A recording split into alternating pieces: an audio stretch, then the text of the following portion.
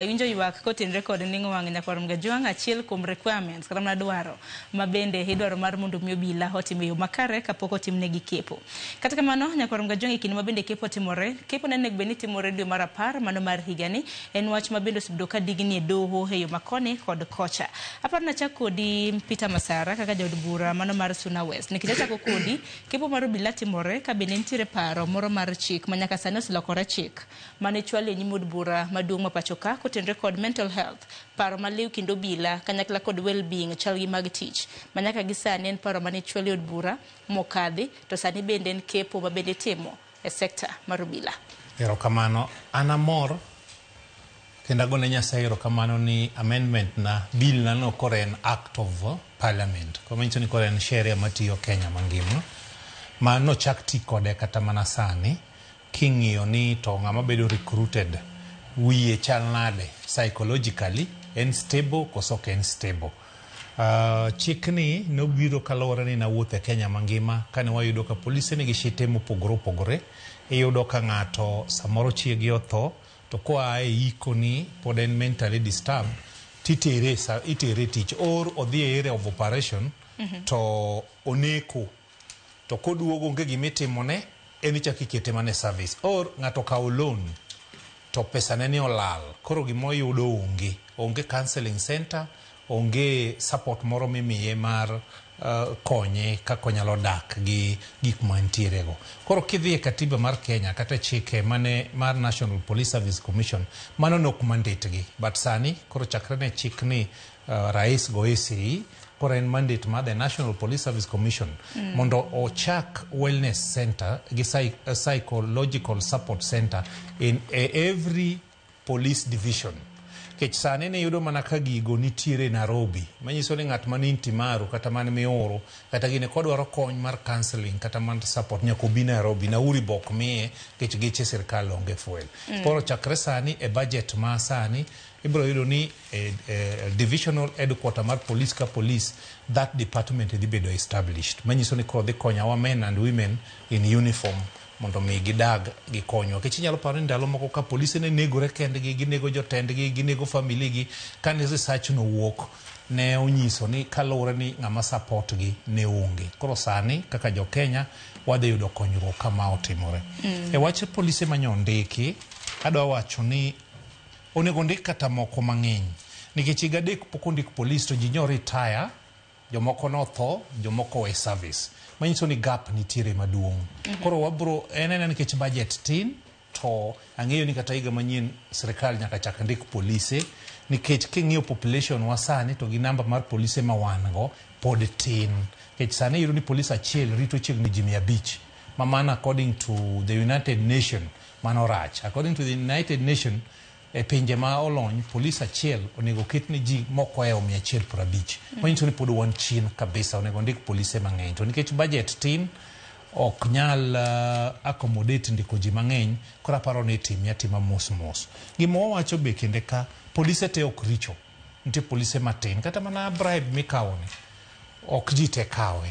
Te yudo ni sani to koro ikete ma mondo mi nyathi ndiki ka indala joma nyisi ni aseyudo 300,000 wang' ni konya tipenjo ni to kore dhi miye ng'a nikech onge receipt midhi miyi. Ing'eni ka ng'ato koni ni kele 400,000 to miyi receipt maka wang' okaw nyathini to ing'e ni pesa ni chotiyo to koko kawe tinyal duok ni pesa cha mano ber. To sani ng'ato bira ni en more gi jatelo ochoka pesa kuom ji mondo samoro wang' kaw nyathini onge samoro be kawe ka wang' odhi e training kocho chako gole 1,500 to nosetimore nade nosedhi.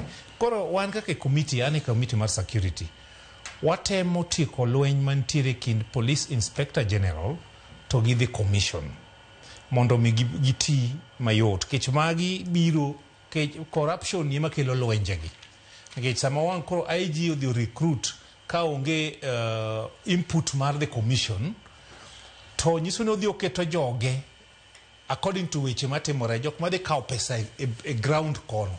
Ting'eni ka koro the commission ne time to commission bedo gi independent ji mang'iyo ma monitor ni tang'o matimore. So watemo waseluongo gi buche kata kawuono ni wan gi bura chakre saa 5 ma wadhi ng'iyo ni to ere kaka wanyalo konyo Police Service Commission mondo mi gitim gini e yo maber, wa restore the confidence mar the public e kuom polise wa.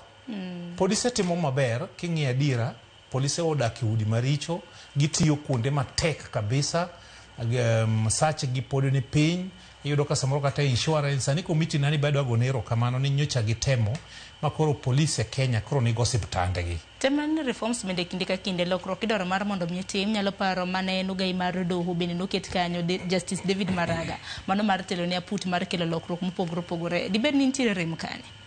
No, gigi chako, okay, rom no koger godiochieng' achiel, to recommendation manotim gi Maraga team, to moko osechak tim. Inyalo paro ni piny lokore, ndalo moko nowachi ni polise ok onego dagi e police station. Mano notemo omigi pesa mondo gidhi gidag oko. Sani kiwinjo dwach jopiny kata jotend polise moko nyaka dagi e station. Kech ka emergency otimore, to jogi moro nodak Meru, to moro dak Nairobi ka, moro dak Kayole, moro dak Runda, moro dak kitambo wang' gichopi Central Police Station tab. Koro reforms gi to bira mos. Kaka nasewacho ni piny en progressive. Gik moko timore to be gima tamo reforms bedo mapiyo ahinya en constraint mar budget. Kech gigi te dwaro pesa. To sirkal be nyaka ti gik mamoko.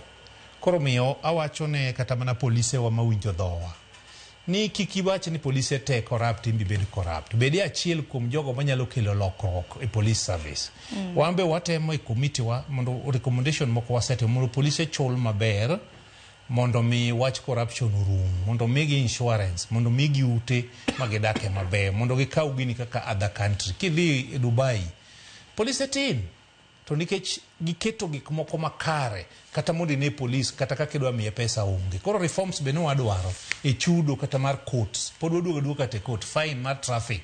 Ka traffic itingo excess en siling 500, onge tende be ng'ato siling 1,000, idhi mbele kanyo to imiyi fine to chule titieko. Koro dhi miyo polisi be ok timre nade, ok yud yore mar ni nyaka teri e police, passengers ogomo. Gik machalo kamago reforms dwaro e police mondo watiek wach corruption. Erokamano ahinya, wawinja naparo kowuok kuom wakili gi Boaz kapok wadhi e thor wach machielo. Wakili nyaka sani nitiere report mabende dul makiro ne mibadhi EACC nogolo juma mokalo ni gisani obila ma pacho ka they are understaffed. Iwacho ni they are understaffed by 200,000 police officers. Kaluwore gi wach mana jatelo Masarowa